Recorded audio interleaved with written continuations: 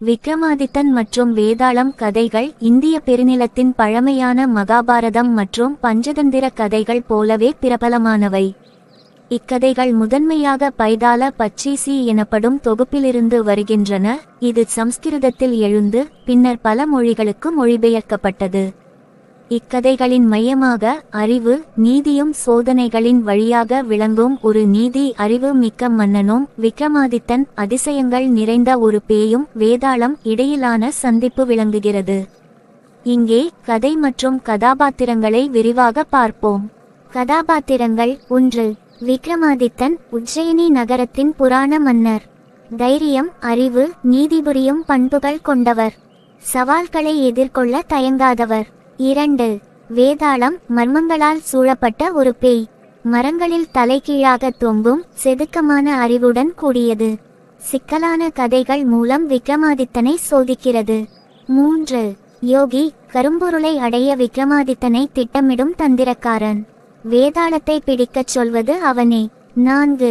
மந்திரிகள் மற்றும் பரமர்கள் விக்ரமாதித்தனின் ஆட்சிக்குள் பணியாற்றுபவர்கள். சிலர் விசுவாசமாகவும் சிலர் சதியாகவும் செயல்படுகின்றனர். 5. துணை பாத்திரங்கள் வேதாளத்தின் கதைகளில் வரும் ராஜாக்கள், கன்னியர்கள், போராளிகள், சோதனையில் சிக்கியவோர்.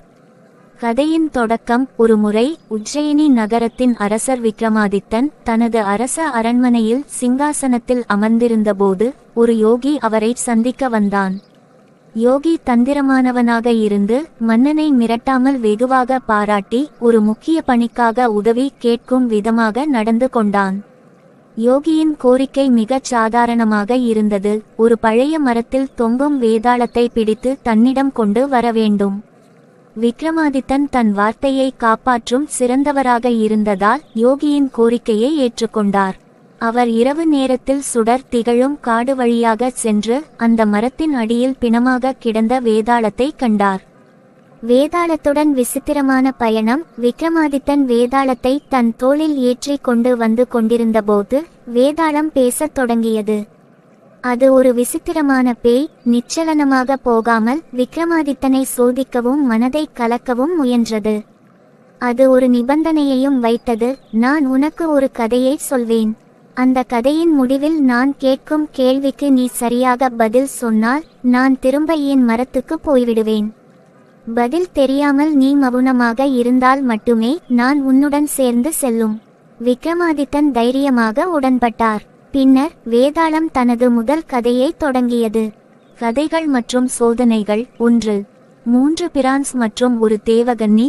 3 இளவரசர்கள் ஒரு தேவகன்னியை காதலிக்கின்றனர். அவர்கள் கொடுத்த பல வழிகளும் வழியாக தேவகன்னி உயிர் பெறுகிறது. கேள்வி: யார் உண்மையான காதலன்?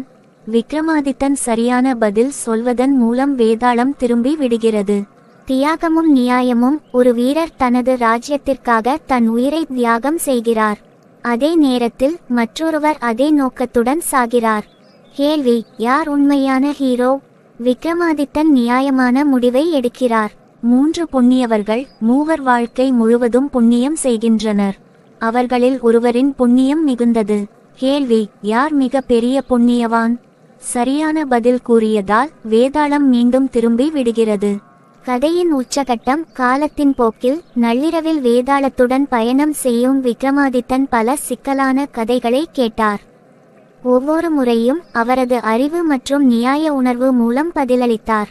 இறுதியில் வேதாளம் ஒரு முக்கியமான உண்மையை வெளிப்படுத்துகிறது. யோகி உன்னை கொன்று உன் நன்மையை துஷ்பிரயோகம் செய்து சக்தியை பெற விரும்புகிறான். வேதாளத்தின் எச்சரிக்கையை உணர்ந்த விக்ரமாதித்தன் யோகியின் திட்டத்தை முறியடித்து அவனை வெற்றிகரமாக தோற்கடிக்கிறார். வேதாளம் விக்ரமாதித்தனின் நீதியுணர்வு மற்றும் தைரியத்தை பாராட்டி அவருக்கு ஆசீர்வாதம் அளிக்கிறது. கதையின் முடிவு.